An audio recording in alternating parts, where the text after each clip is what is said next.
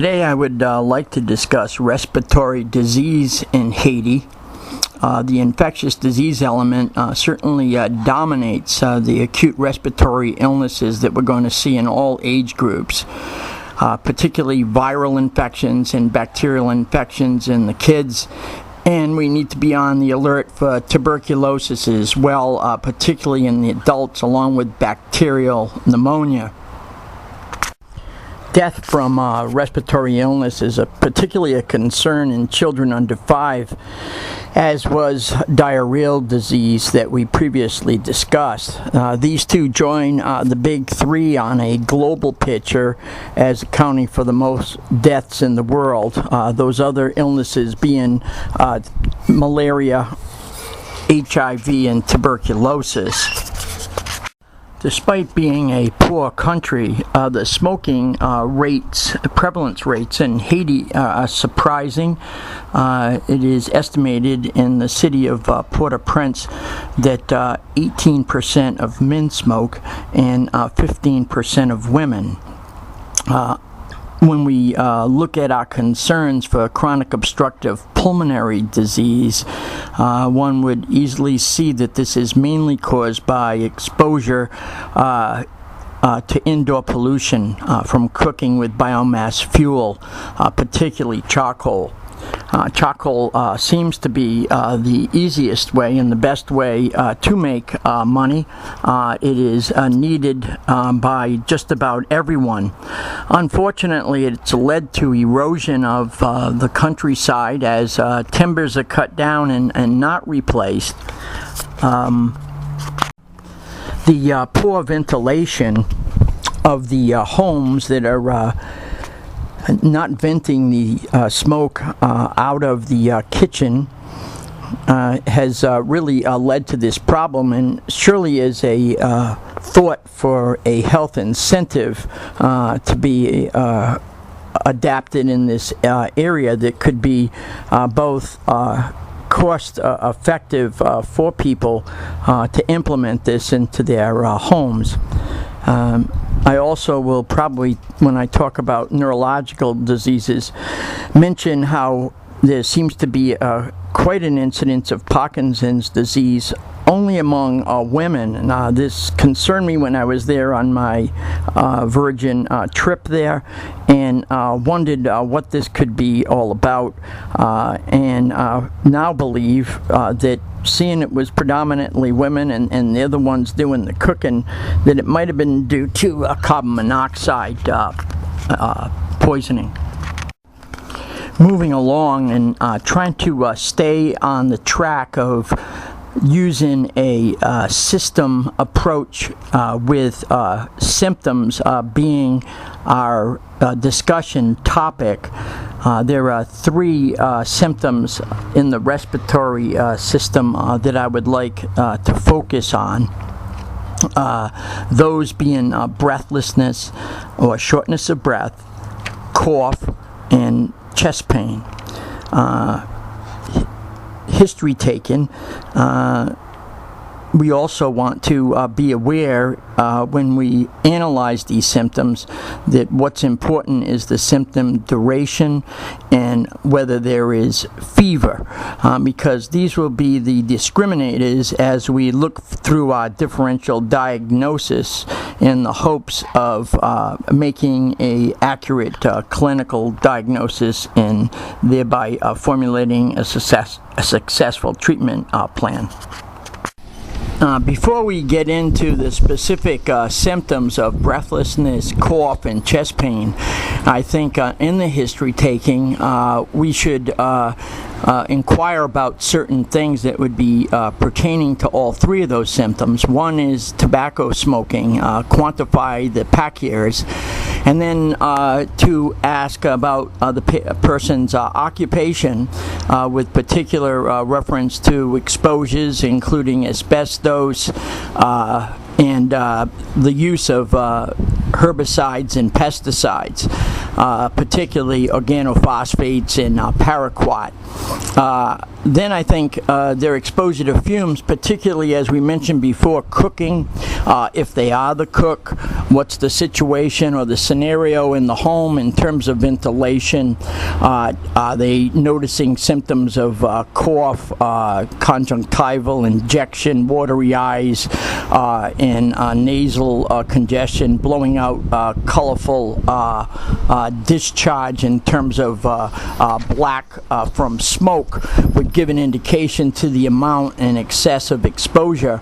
And then I think a question to indicate their risk factors for HIV, their contacts also with individuals that have had TB, and in kids looking for signs of in parameters in development for children failing to thrive. So for the first symptom, let's look at breathlessness. Historically first, let's look at the history that needs to be looked at first, and then we'll go through a differential. In the history taking with shortness of breath, we need to ask questions that would indicate the duration, how it's progressing, whether the shortness of breath has been constant or intermittent. We need to specifically ask about orthopnea, which you know is breathlessness when one is lying flat in terms of what they use to prop themselves at night. All of this would be suggestive of a cardiac cause of CHF. We need to ask about whether the shortness of breath is nocturnal in its character, which again would be suggestive perhaps of congestive heart failure, particularly of paroxysmal nocturnal dyspnea. Although it is a very rare symptom, it certainly is pathognomonic almost of congestive heart failure. That's when one feels short of breath, has to sit on the side, there's no wheezing involved, and by sitting on the side of the bed or in a chair bent forward, they recover their shortness of breath. However, if wheezing is a feature or it's a person that's prone to that, nocturnal dyspnea certainly is indicative of asthma. Also, we should ask about the effort required to precipitate the breathlessness. This can be a good way to assess the amount of respiratory impairment that is there. Hopefully we'd have a pulse oximeter, but this might not be available. Breathlessness at rest or inability of a young child to feed certainly indicates that we've got a severe restriction in their breathing. Shortness of breath in an adult certainly can be quantified by what they're able to do and what they can't do, things they used to do and no longer can do, what's become more difficult for them to do, and the distance that they now can walk compared to what they used to be able to do when they were feeling fine and not feeling breathless. So for our first symptom, let's list breathlessness. Under my outline, I want to divide these into 4 categories. One's going to be breathlessness with wheezing. The next is going to be breathlessness without wheezing with fever in a child. Then breathlessness with fever in an adult. Then we will move on to breathlessness without fever or wheezing. And lastly, we'll look at non-respiratory causes of breathlessness. So we begin with breathlessness with wheeze. Asthma, as you know, tops the list. It is an increasing important problem in the tropics and in Haiti as well, particularly in the urban areas. And we could even go a step further and right now there's certainly been reports, or at least a couple years back, of the increased incidence of asthma after the earthquake because of the amount of dust that was about.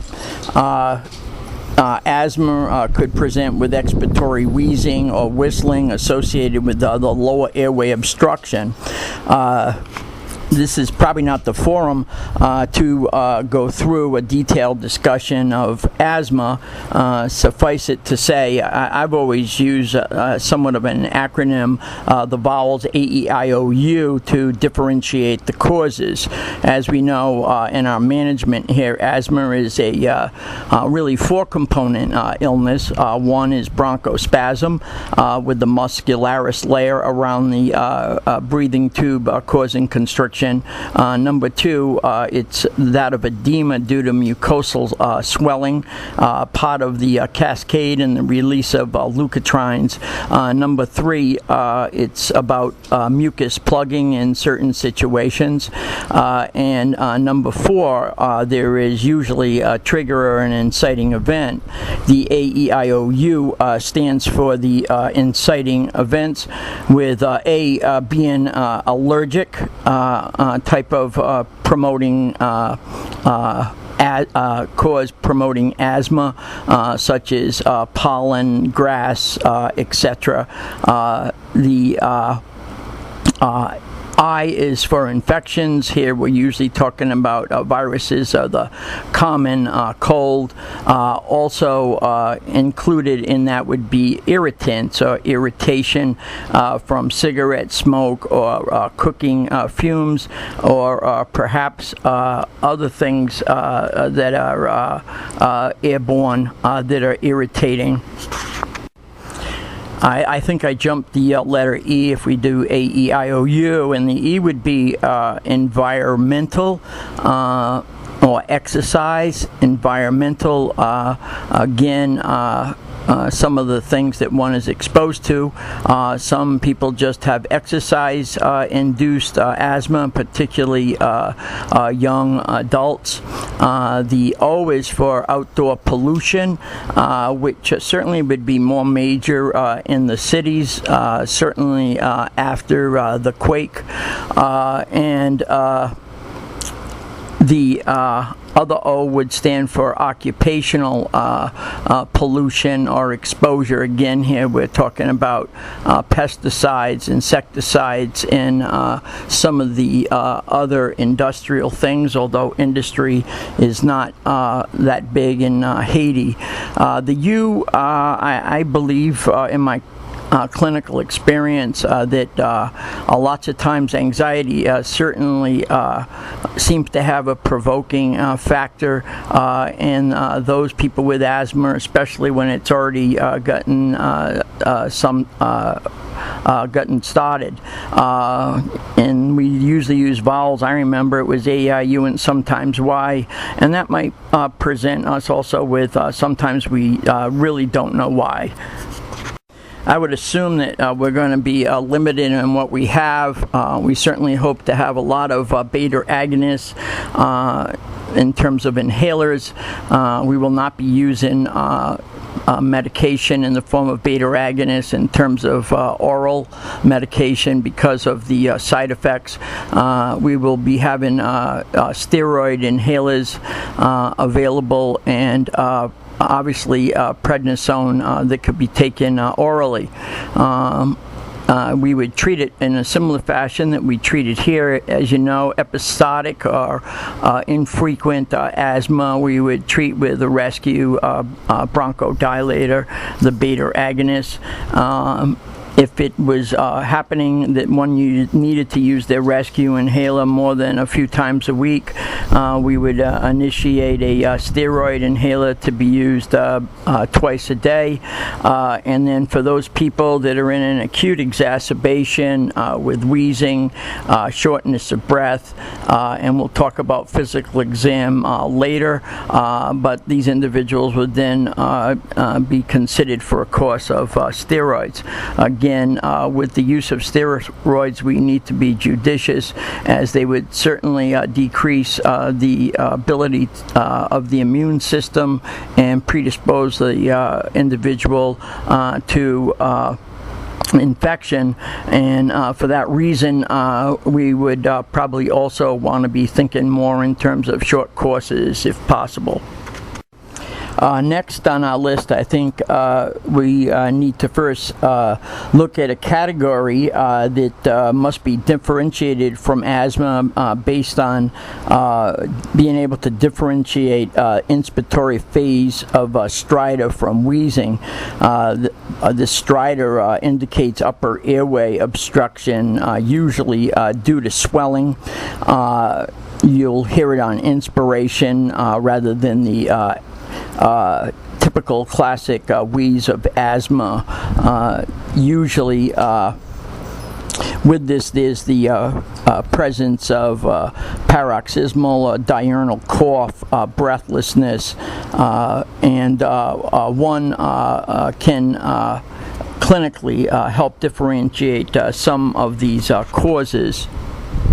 So number 2, under breathlessness and wheezing, we're going to put laryngeal tracheal bronchitis, also known as croup. It's the most common form of upper airway obstruction in childhood. It usually occurs between 3 months and 5 years of age. The majority of cases are viral in etiology, with parainfluenza making up 75% of the causes. Other viruses that can do it, adenovirus and RSV. From a bacterial standpoint, Haemophilus influenza seems to be the major bacterial culprit. The infection initially usually affects the mucosa of the nose and the nasopharynx, and eventually spreads to the larynx and the upper bronchial tree. When this happens, there's inflammation that causes submucosal edema and subsequent narrowing of the airway. LTB usually begins as a mild upper respiratory infection and has a classic brassy type of cough due to the presence of tracheal irritation. There might be low-grade fever, but we've placed it here, and there's intermittent stridor, or that inspiratory wheeze. As time progresses over the next few days, there's a sequence of symptoms where the cough increases and the stridor becomes more continuous, and respiratory distress might pursue. Under these circumstances, if it got worse, we could see a lot of respiratory embarrassment, especially in a young kid, which would be typified by intercostal retraction and nasal flaring. Symptoms characteristically with this are worse at night. I remember my kids always waking up when they had this and having to take them into the shower and into the steam. Crying certainly aggravates things. Sitting the patient up tends to make it better. Most of the time, this is a self-limited illness that resolves in 48 to 72 hours. If there's treatment guides, I think the key, we're not going to get many showers and steam, but taking a child out into the night air as they exacerbate at night can be helpful. Anything that would soothe the throat would be of concern. The use of corticosteroids certainly could be entertained as a short course, and something that was not responding, and if one had a high concern for H flu, or you were panicking, I guess you could treat that with a macrolide, probably in the form of erythromycin. The next condition really also refers to children under 2 years old, as in our country, acute bronchiolitis is number 3 here, and it is usually due to RSV. Unlike in the States, where wheezing is a major component, this is an unusual accompaniment in the third world. More than 50% of cases of bronchiolitis are due to RSV. Other potential causes are again the parainfluenza virus, and from a bacterial standpoint, mycoplasma. That might be the source in older children and in adults, but usually is a much more milder illness at that time that we often classify as a bronchitis. Basically, as you know, the infant starts looking a little bit unwell, maybe a low-grade fever that usually is a stuffy nose with a nasal discharge, and there's a cough that makes it difficult to feed. Usually after 48 hours, one in the infant or young child will start seeing paroxysmal wheezing, increase in the cough, irritability, difficulty drinking from a bottle or from a breast, and the respiratory rate will go up. The treatment really is symptomatic. One should certainly think about sending a young child to the hospital should their respiratory rate be extremely high or their pulse ox to be down. You want to keep the head of the bed propped up to at least 30 degrees. There's probably no way to humidify the air like we do here in the States, and we want to ensure adequate hydration. You might at this point consider antibiotics if there is any fever involved. In studies, corticosteroids have been shown to be of no benefit in acute bronchiolitis. The fourth condition under this heading would be lymphocytic interstitial pneumonitis, or LAP, which is pretty much confined to pediatric patients with HIV and makes up a good percentage of pulmonary disease, probably about 50% of the pulmonary disease that's seen in young children. Here, pathologically, you're going to often get on chest X-ray pleomorphic lung infiltrates as the T cells are activated and cause a reaction and increase production of lymphokines. They usually present with the chronic, more of a chronic cough, dyspnea, but they are wheezing. They might have some parotid gland involvement as well. These patients usually, like we said, are HIV positive and need to be managed according to indications for heart therapy and referred appropriately. Treatment usually requires prednisolone at 2 milligrams per kilogram to be given and tapered over a 4-week schedule. Fifth and fifth cause here, with the exception of bronchitis, which we'll classify under the bronchiolitis, which is common in adults we'll speak to next, would be a whooping cough or a Bordetella pertussis infection. It's indicated that about only 70% of children have been immunized against pertussis, and you can imagine that that would even be much lower when we look at the adult population, and particularly if we look at the need for revaccination. So this needs to be something on our list for those who present with breathlessness and a chronic cough. The first phase is unfortunately very indistinguishable from a common cold. It's when one has protracted shortness of breath and coughing. In kids, it might be able to be picked up earlier, as there are paroxysms of severe coughing that has a classic whoop sound. This is due to the forced inspiration against a partly closed glottis. In these situations, a young child, particularly anyone less than 6 months, might show signs of cyanosis. Very little children become apneic. Think of this in a differential with epiglottitis. When a child is drooling, this cough often leads to vomiting. In an adult, it'll present also in paroxysms or fits of coughing, which will lead to vomiting, but there will be no characteristic whoop. These individuals will often have petechial signs on the facial area, maybe with a subconjunctival hemorrhage, and the signs from forced inspiratory efforts and vomiting. unfortunately, by the time we make the diagnosis, lots of times it's too late for effective antibiotics, which again would be in the macrolide family of zithromax or erythromycin or Biaxin, known as clarithromycin.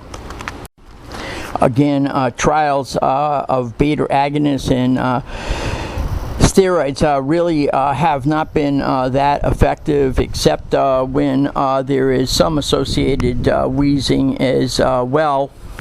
Unfortunately, this condition, when left untreated and when it has been protracted, is one of the major causes of chronic bronchiectasis.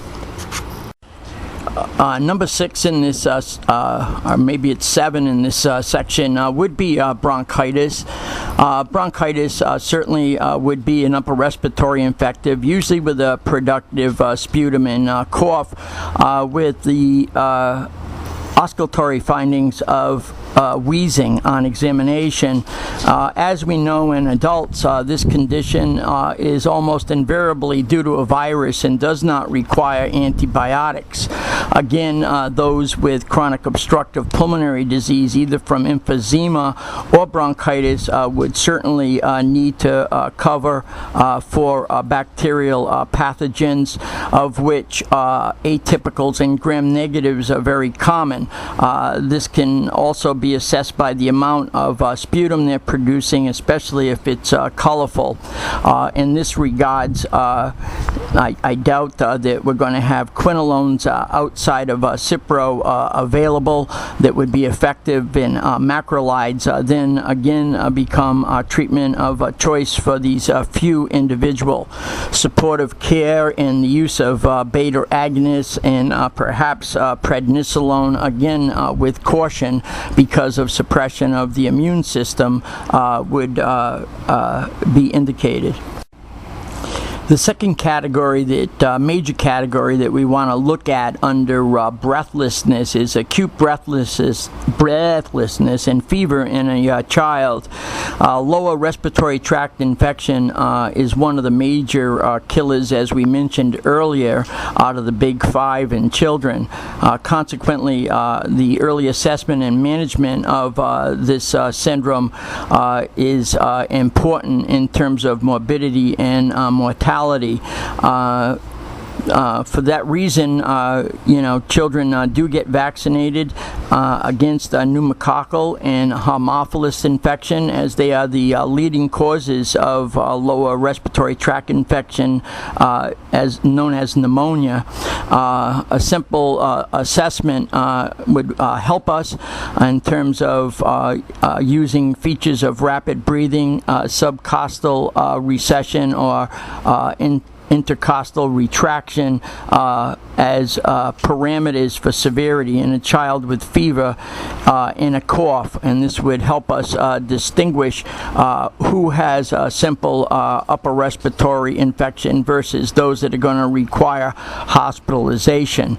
Certainly we will go on in the physical examination to help determine which individuals are more likely needed to be sent out to a hospital. Studies have certainly shown early initiation therapy is very important in determining a good outcome, as most emergency rooms that I've worked in required that antibiotics were started within 1 hour of the patient arriving in the emergency room with a presumed pneumonia. Although many of our lower respiratory tract infections are initiated by a viral infection, probably some of the more common ones being RSV, parainfluenza, adenovirus, and in this environment, don't leave out measles. Typically, a pneumonia of a bacterial origin will be a superimposed infection. This will be heralded by someone with an upper respiratory infection that's been going on for 5 days or more, perhaps even seeming to get better, and suddenly take a turn for the worse with an increase in the fever. The same organisms that are common to cause sinusitis and ear infections in a child, that being strep pneumo, H flu, moxarella, and let's add to that mycoplasma, the common etiological agents in children that get a lower respiratory tract infection or pneumonia. The other culprit to be concerned about is tuberculosis, particularly in infants, which is often occult, might just present as breathlessness with no fever at all. The treatment for lower respiratory tract infection in small children, particularly infants, would be amoxicillin, maybe in combination with erythromycin, or depending on the severity, less severe, maybe erythromycin alone or Zithromax. Another alternative, and that sponsored by the World Health Organization, is cotramazole.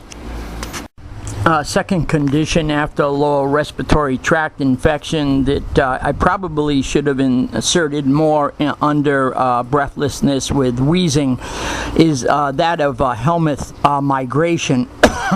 Not all that wheezes in children is certainly asthma, and worm migration certainly is something that needs to be carefully thought of. It might be easy to see someone with a large worm burden, but this event takes place shortly after infestation, whereas their migration of the worms into the up the elementary tract, where they are swallowed and then go down into the pulmonary area and present a syndrome very similar to that of asthma. The helminths that are responsible for this almost predominates with Ascaris. Other possibilities are hookworm and strongyloides. The patient will present with cough, there'll be wheezing, and this is often accompanied by a low-grade fever. So this would be condition number 2. The treatment obviously would be albendazole. Probably would need to take albendazole 1 tablet for 3 consecutive days, available at 400 milligrams in children greater than 2 years old, and could be given as 200 milligrams 3 days in a row for children under 2. Next, or third section under symptomatic disease, symptoms of disease, would be acute breathlessness and fever in adults. And on the top of the list, obviously, is acute bacterial pneumonia. It's the principal diagnosis in consideration here. Strep pneumo is the most important by virtue of both its frequency and severity from an etiological standpoint for causing pneumonia. As in children, there is usually a preceding viral upper respiratory infection, and that's an important precipitant. The role of viruses as a primary cause of pneumonia in adults is less clear.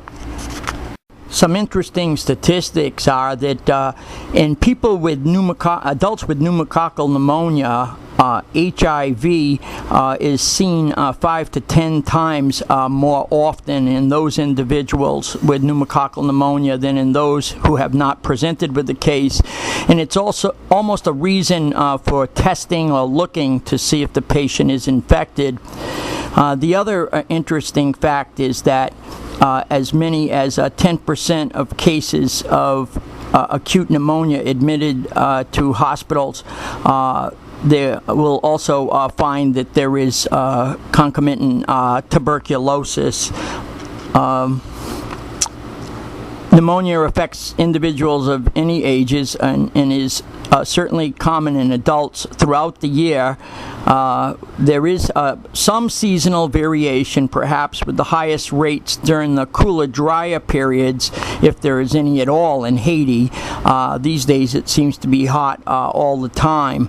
The numbers also rise at the end of the rainy season, when malaria is also a significant problem. The risks for pneumonia, certainly we're talking about adults.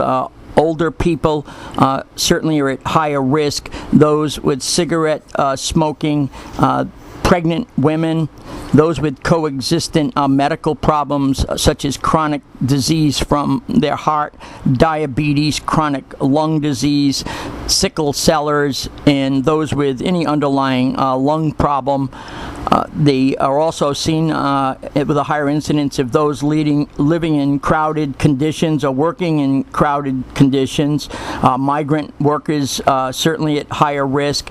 And then environmental, again, with domestic smoke from biomass fuels, firewood in particular, charcoal, are all at risk. Those who live in dwellings that are poorly ventilated are at increased risk as well. Clinical features, as you know, the presentation usually starts typically acute with a 2 to 3 day history of cough, fever, shortness of breath, and there might be some pleuritic pain.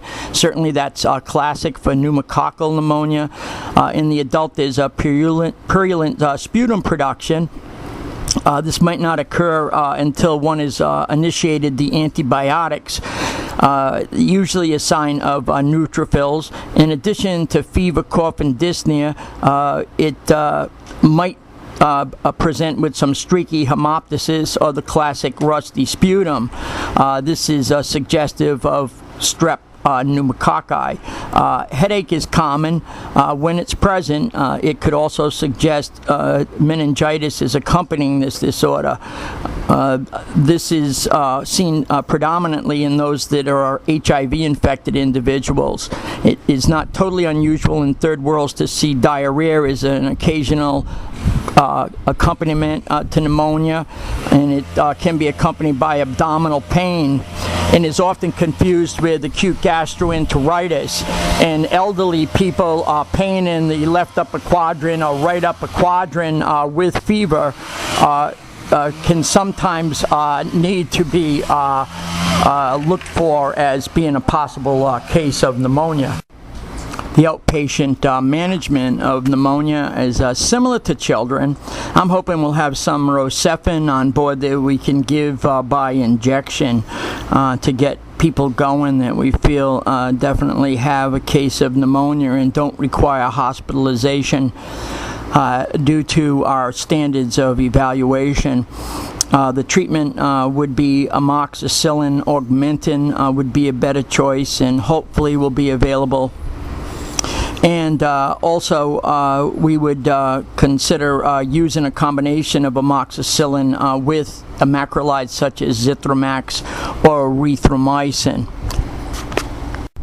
The common organisms, again, after pneumococci, are community-acquired bacteria such as mycoplasma and chlamydia, with Haemophilus next on the list.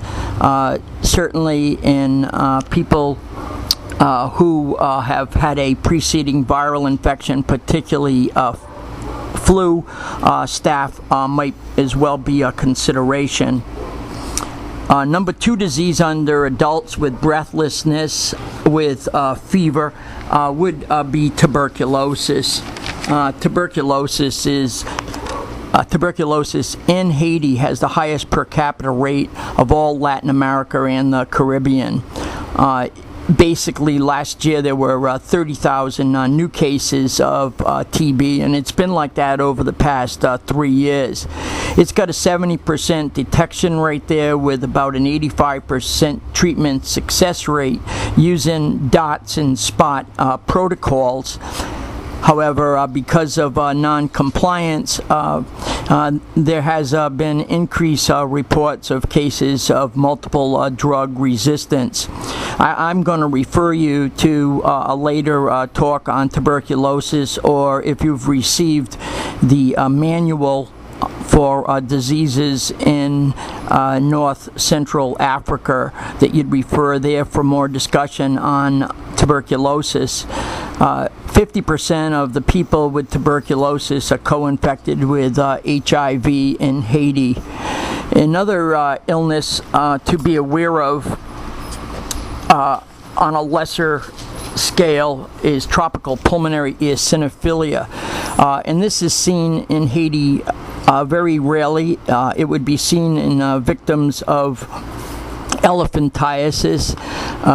It is an immunological response to the human filaria Welcheria bancrofti. This happens when the microfilaria are destroyed in the pulmonary capillaries, and antigens then release and then recruit large numbers of degranulating eosinophils that release a major basic protein and other chemicals that then cause a granulomatous reaction that can go on to cause fibrosis and lung damage.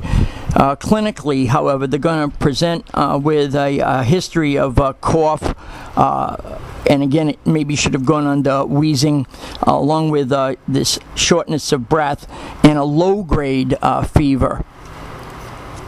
So our three conditions identified in adults with fever are pneumonia, a lower respiratory tract infection, tuberculosis with discussion later, and rare improbable sighting of tropical pulmonary eosinophilia in northern Haiti. We're still under the symptom of breathlessness, and so far we've talked about breathlessness with wheezing, breathlessness in children with fever, and breathlessness in adults with fever. Now we're going to talk about breathlessness without fever and without wheezing.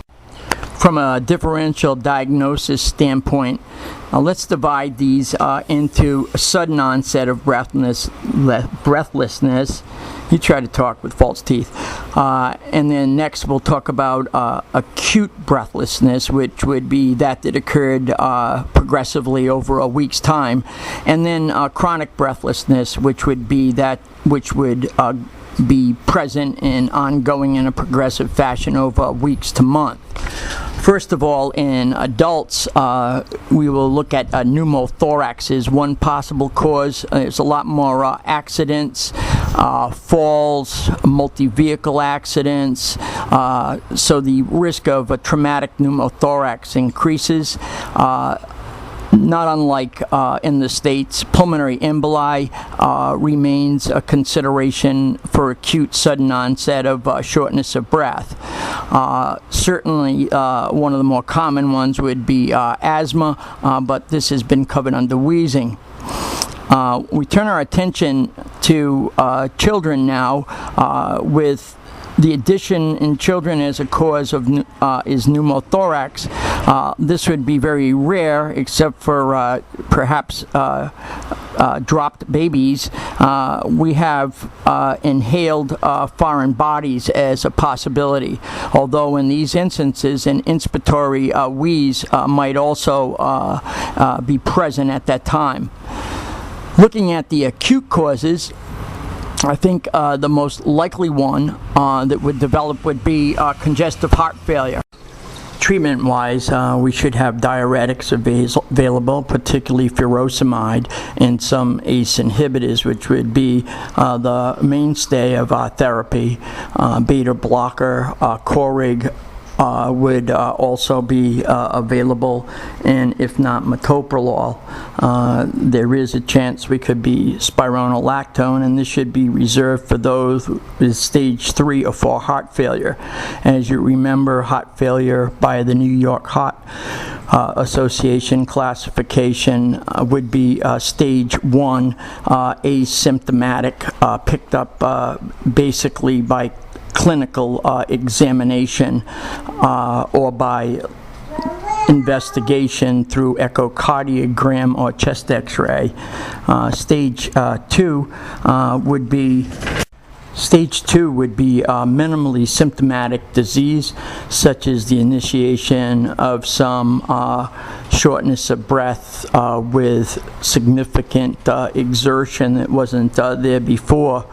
Stage 3 would be shortness of breath with limited activity, and stage 4 would be symptoms of breathlessness at rest. Children are less likely to have an acute onset of breathlessness that would not be other than pneumonia or bronchitis, which would present with fever or other symptoms that would be easy to identify as the etiology. Chronically, breathlessness in a adult might be a lung cancer. We cannot bypass that in someone that's had long-standing progressive shortness of breath, particularly in light of smoking history. Physical examination and history that would be pertinent would be weight loss, signs of wasting, clubbing might be present, as well as some signs of hypoxia. There might also be some paraneoplastic signs and symptoms as well. A second cause of chronic breathlessness without wheeze or fever would be chronic obstructive pulmonary disease, either chronic bronchitis or emphysema. Again, a history of exposure to smoke or fumes or cigarette smoking, with the classic physical findings in a patient with emphysema of being rather thin, sitting in a forward position with hands outstretched, breathing with pursed lips, decreased breath sounds with increased expiratory phase of respiration, with tympany to percussion. There would also be some signs of shifting of the cardiac structure with tympany over the left precordial area. The maximum impulse would be displaced, and the heart sounds would be best heard in the subxiphoid area. There would also be increased dimensions to the AP diameter, and the liver edge might be felt easily because of the expanded lungs. Treatment would be Atrovent or Spiriva, a long-lasting form of an anticholinergic. Some of these might be available. Certainly steroid inhalers, which would be a second choice for this treatment, will be available. Education as to avoiding further compromise from smoke, whether through smoking or inhalation of industrial or home cooking, would also be advised. The next cause, I believe it's the third under chronic breathlessness in adults, would be tuberculosis. Although it can produce fever, and its classic presentation would be that of some hemoptysis, night sweats, and weight loss. Fever might not be present, and it can often present insidiously and as indolent. Another cause of breathlessness would be endemic fungal infections that often do not present with fever and might need to be detected by extrapulmonary manifestations, such as fundic examination of the eyes, or that which would be present with classic skin lesions. In blacks, as you know, sarcoid is of higher prevalence and could be a cause of breathlessness in people in Haiti, as it's primarily a black population of former African slaves and heritage. The presentation also would have extrapulmonary manifestation, and there might be some crackles on examination with adenopathy. the HIV patient, there are numerous things that might cause breathlessness without wheezing or fever. Just as the debilitated state with wasting can lead to this symptom with shortness of breath on exertion. Another entity to be mindful of is Kaposi sarcoma, which again might need to be identified by extra pulmonary manifestations, either in the GI tract and particularly with its classic rash. As we look at the chronic causes of breathlessness in children, the one that is most likely would be that of congenital heart disease. In this instance, it usually would be accompanied by a right to left shunt, either from a VSD or another valvular manifestation. Therefore, audible murmurs should be easy to recognize on examination. The incidence of rheumatic fever is much higher in the tropics, where strep throat in this country leads to rheumatic fever in only 1 in 10,000. In the tropics, rheumatic fever from a strep pharyngitis is present in 1 out of 200 because of improper follow-up and the unavailability of antibiotics. The potential for rheumatic valvular disease is dramatically increased. A final cause of breathlessness, mostly in adults rather than children, would be that of a pleural effusion. Pleural effusion can occur in the presence of fever, and in those instances usually is due to an empyema or a parapneumonic effusion associated with infection, or also with TB. However, there are causes of pleural effusion that need to be entertained that will not present with fever or wheezing, the most common being heart failure. The second most common, again, would be tuberculosis that often goes undetected in terms of the presence of no fever. Other infrequent causes would be a neoplasia, either a primary lung carcinoma that's metastasized or metastasis from other areas. Kaposi sarcoma can also present with a pleural effusion.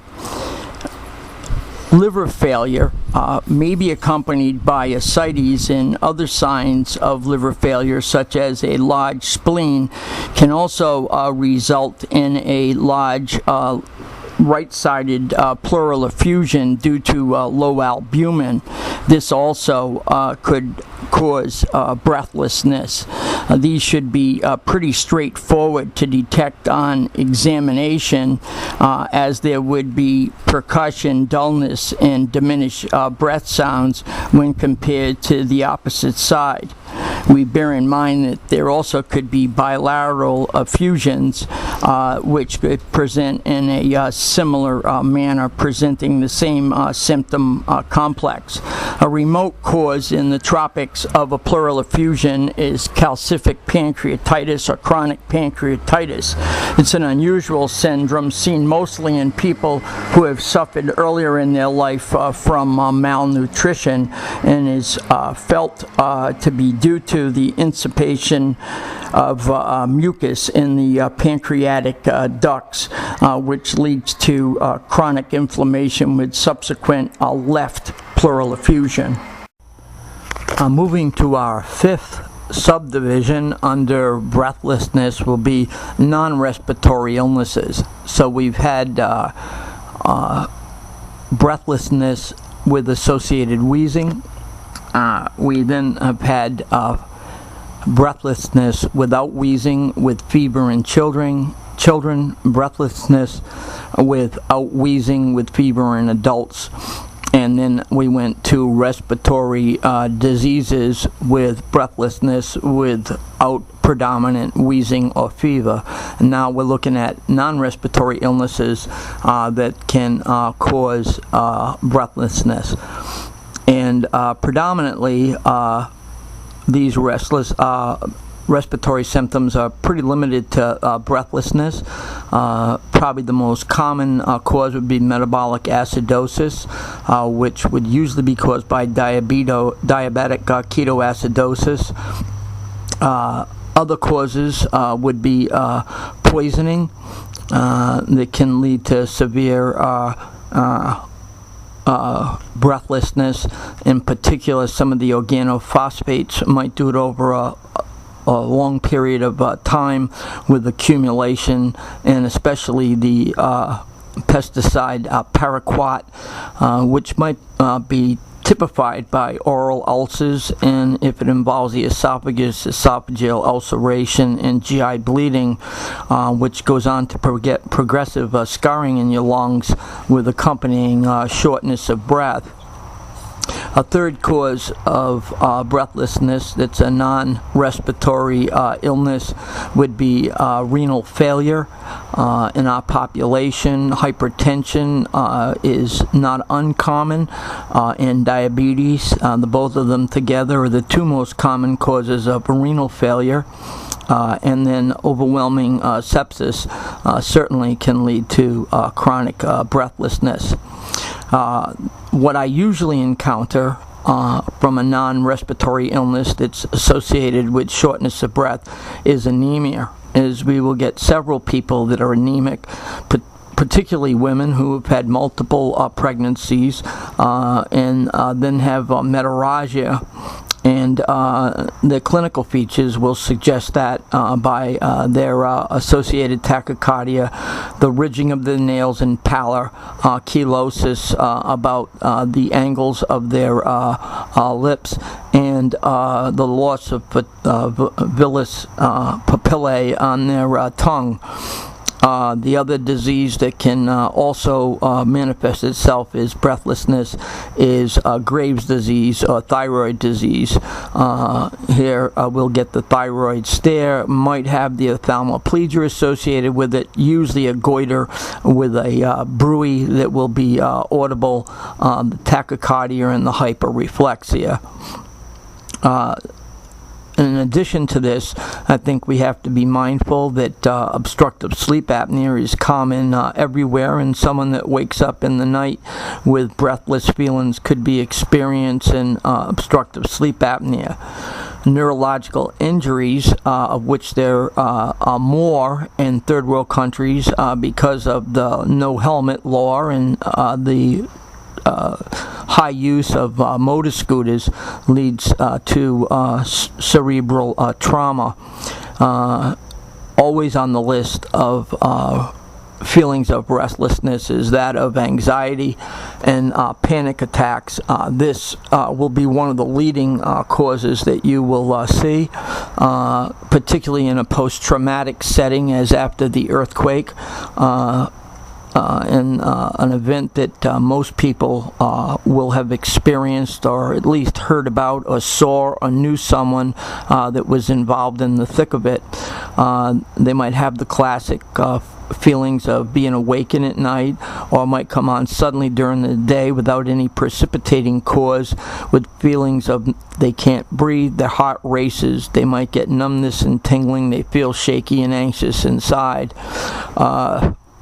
This is also one of the big somatic manifestations that people have as they come in with depression, is the inability to take a deep breath. With that is often associated globus hystericus, or the feeling that I'm going to choke if I swallow.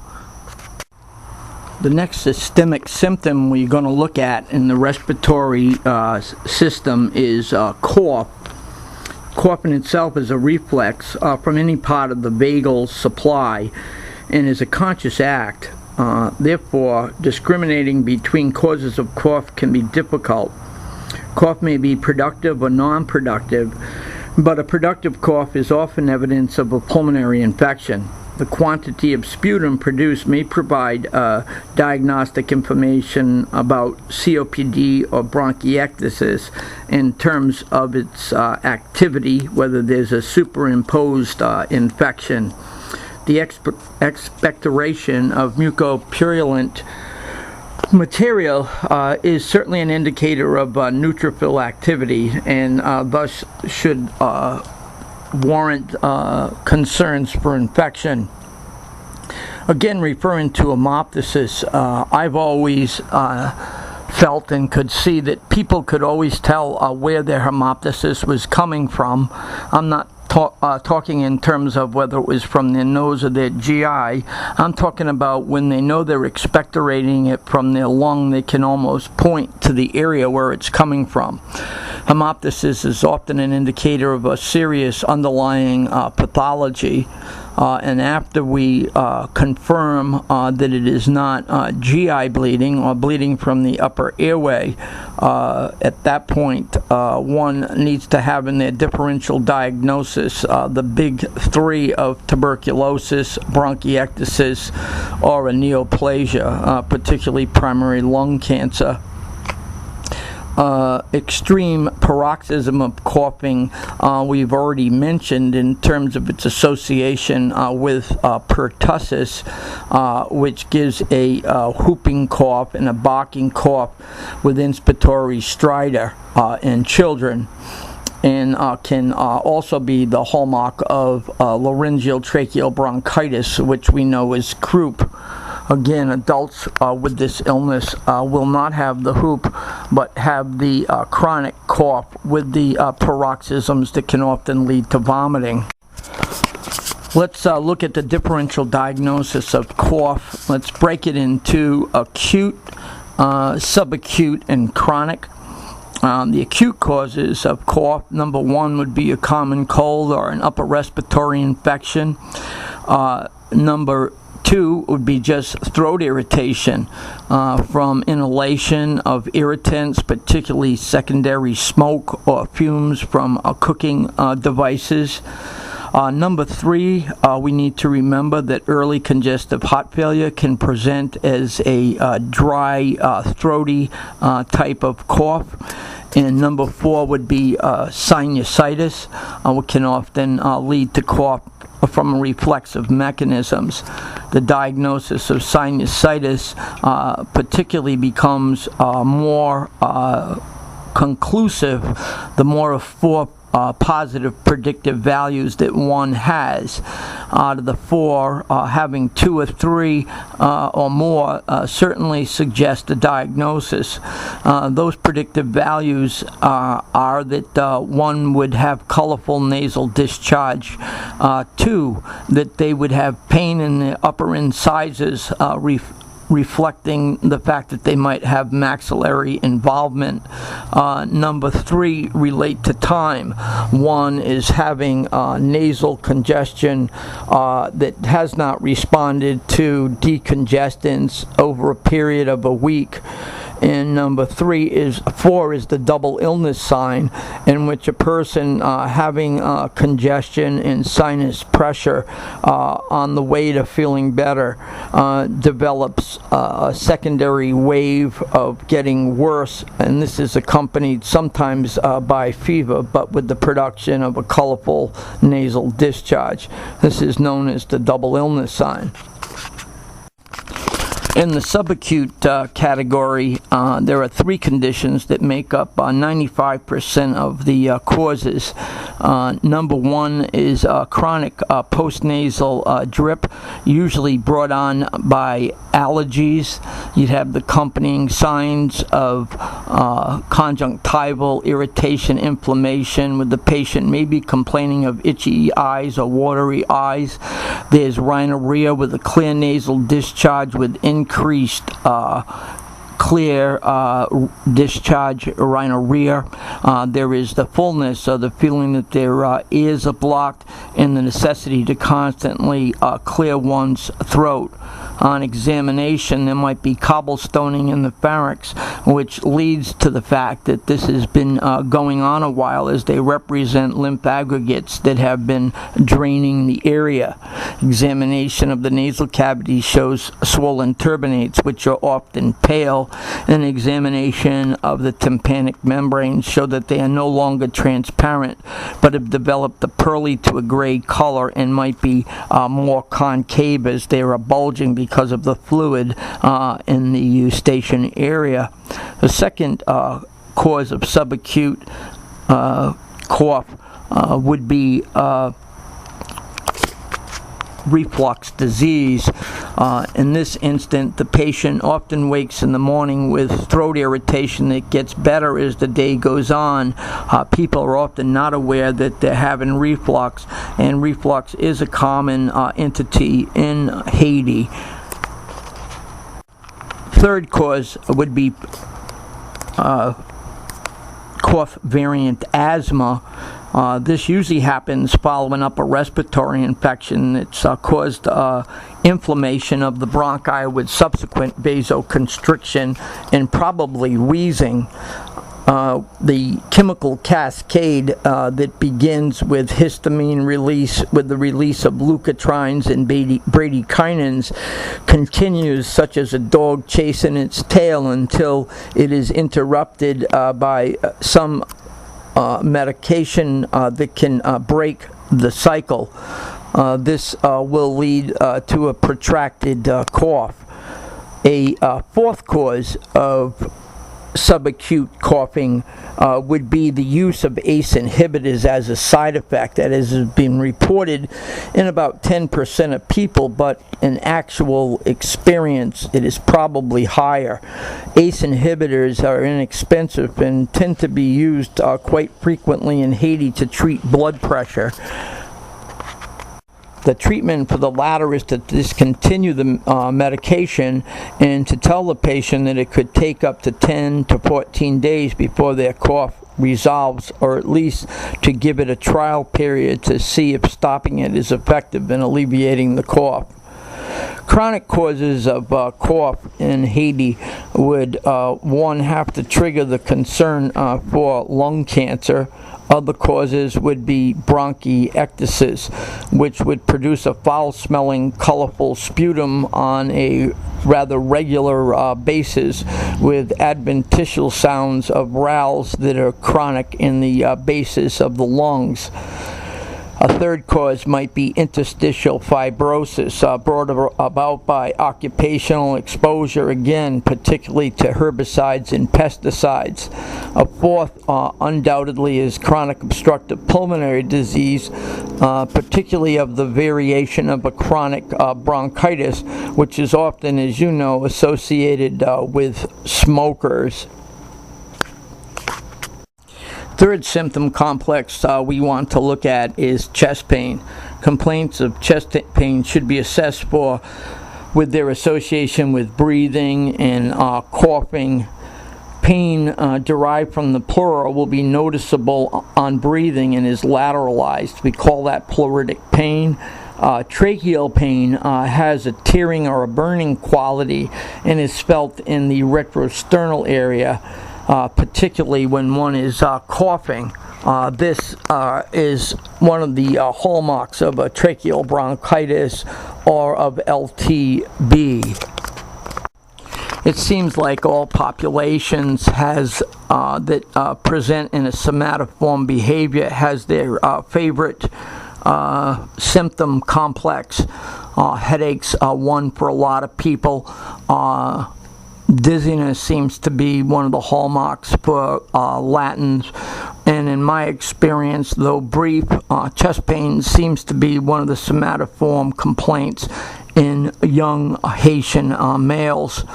This is certainly anxiety provoked and often associated with certain fears or unconfronted